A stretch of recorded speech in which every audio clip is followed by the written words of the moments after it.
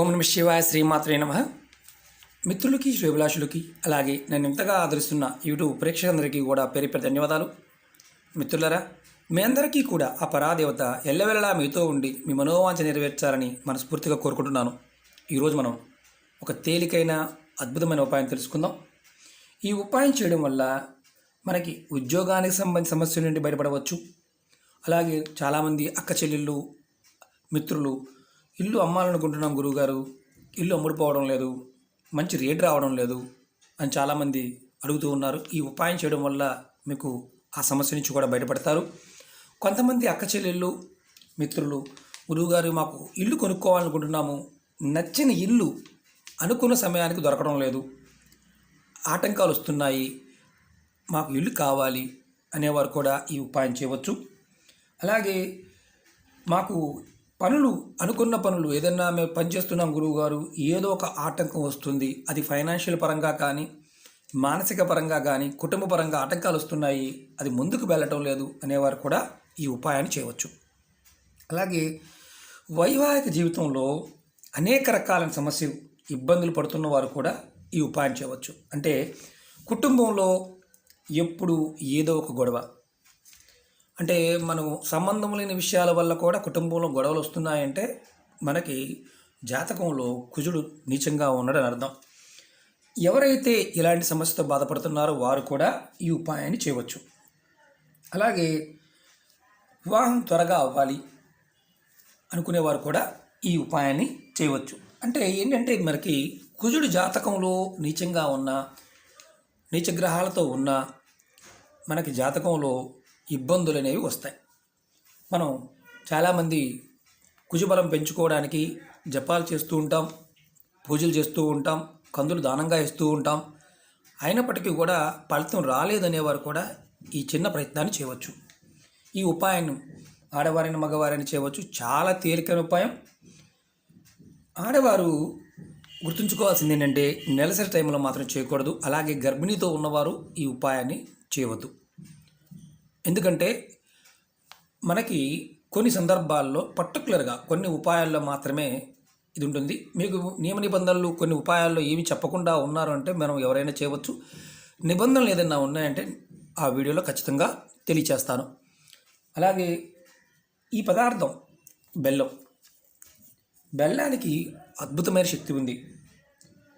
మనకి అనేక తంత్రమంత్ర ప్రయోగాలు, వశీకరణ ప్రయోగాలకు బెల్లాన్ని వాడుతూ ఉంటాం.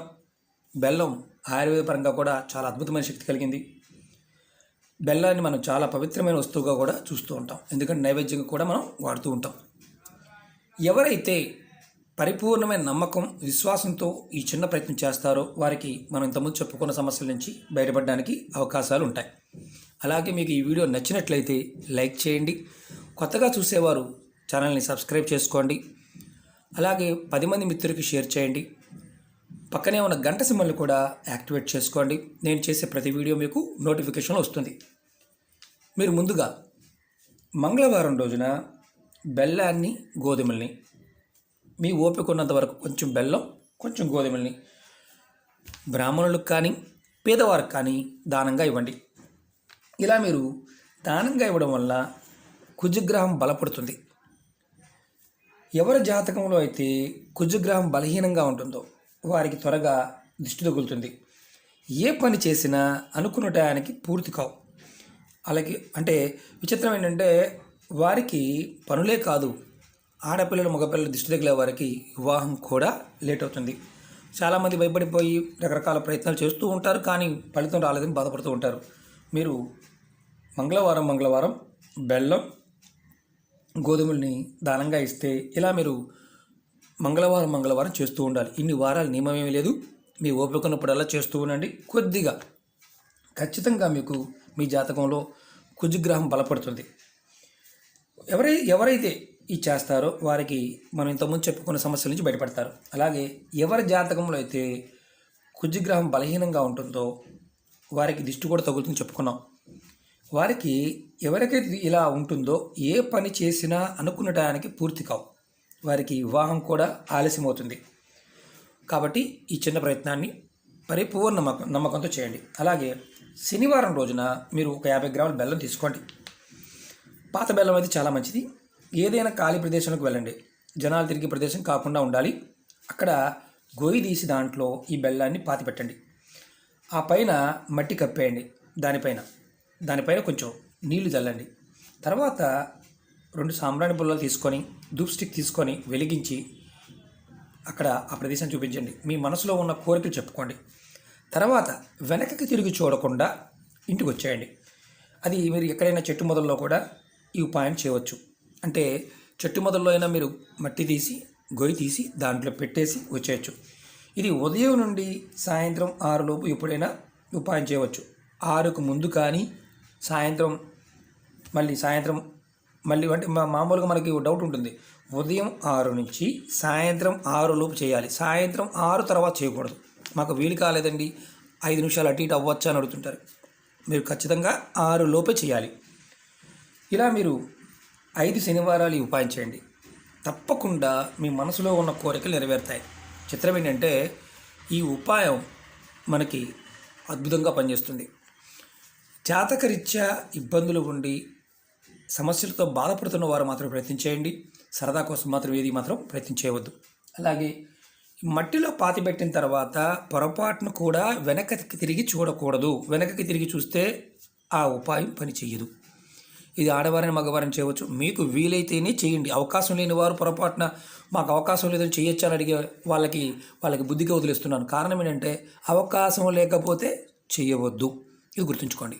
ఓకే మిత్రులారా, ఈ చిన్న ఉపాయం చేయండి. ఖచ్చితంగా మీ జాతకాన్ని మీరు మార్చుకోగలుగుతారు. ఓకే మిత్రులారా, మీకు ఈ వీడియో నచ్చినట్లయితే లైక్ చేయండి, నా ఛానల్ని సబ్స్క్రైబ్ చేసుకోండి, పక్కనే ఉన్న గంట సింబల్ని యాక్టివేట్ చేసుకోండి, 10 మంది మిత్రులకి షేర్ చేయండి.